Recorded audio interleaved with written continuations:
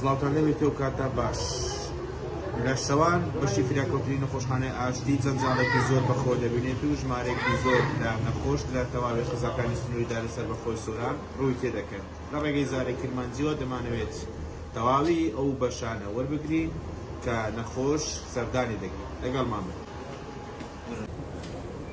نەخۆشخانەکەمان وەکو نەخۆش ژمارێکی زۆر نەخۆش سەردانی نەخۆشخانەکەمان دەکات لە ناو سۆران و لە دەوروبەریش چۆمانە مێرگە سۆرە سیدەکانە خەلیفانە ڕوانزە لە زۆربەی شوێنەکان سەردانی نەخۆشخانەی ئاشتی دەکرێت بەشی فریاکەوتن.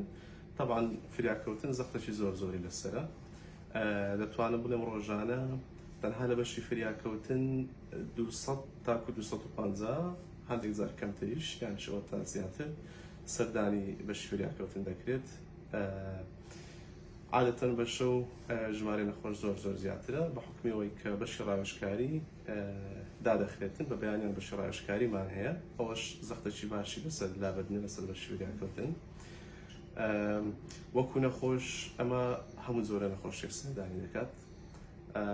حالاتی ئەمەرجەنسیمان هەیە و حالاتی کۆڵکێسمان هەیە. حالاتی کۆڵکێس ئەو حالەتەیە کە پێویستی بە چارەسەرێکی خێرا نییە و بۆ نمونە هەڵامەتێکە شتێکیەوە عیلاج وەردەگرێتن 10 دقە چارێک 20 دقە داخل دەکرێت و دەنێدرێتەوە ماڵەوە.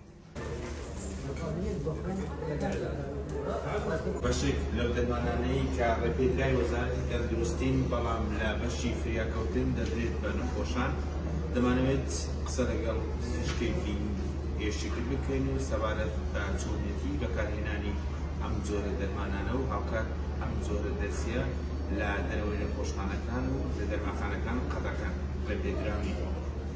من پزیشکی نیشتەجێ خۆڵام دکتۆر ڕۆژبین لە بەشی فریاکەوتن ئەو ڕۆ بابەتێکمانەیە لەسەر دەرزیەک بە ناوی ترامادۆل کە زۆربەی نەخۆشەکان دێنێ ئێرە یەکەم جار لە طوبیەکەی فەرستلایمانەیە یعنی ئێمە یەک ڕاستەوخۆ ناچین ئەو دەرزیە لە نەخۆش بدەین.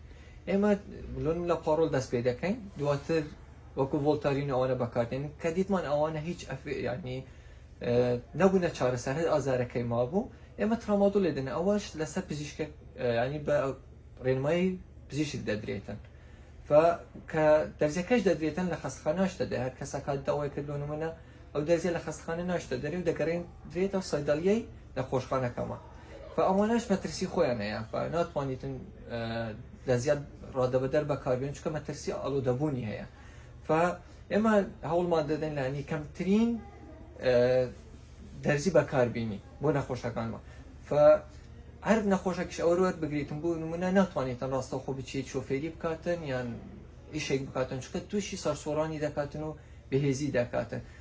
ئێمە ڕێنمایی دەدەین کە ئێمە خۆمان پارێزین لەمە ئەگەر یان پێویست نەبیت بەپێی پێویست نەبێتن دەرزیەکە نەدرێتن. خەلیل بەشی پەرستاری لە بەشی سەیدەلیە لە فریاکەوتنی تەواڕی دەوام دەکەم کارمەندی خۆبەخشم.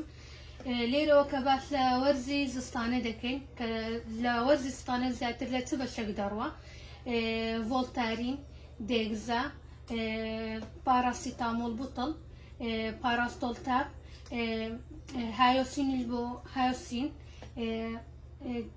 هایۆسین و ئەوە زیاتر بۆ وەرزی زستانە بەکاردێ ئەو مەغەزیانەی کە زیاتر بەکاردێن لە حاڵەتی تەواڕیدا نۆرماڵە گلوکۆسلاینە و گلوکۆزۆتەرە ڕینگەرە فلاجیلە پاراسیتامۆڵ بوتڵە هەر زیاتر ئەو بەشانەیە مەغەزیەکان.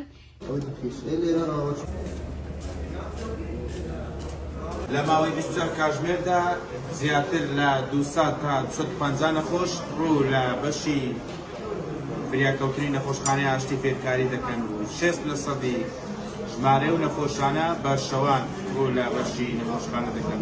لە تەواوی بەشە جیازیەکانی بەشی فریاکەوتن هاوڵاتیان دەخوێندرێن و ڕێژەی ناردنی نەخۆش بۆ پارێزگای هەولێریش ساڵ بە ساڵ ڕوو لە کەمبوونە دەکات و بە بەراورد بە ساڵی ڕابردووش ئەم ڕێژەیە ڕوو لە داوەزینە.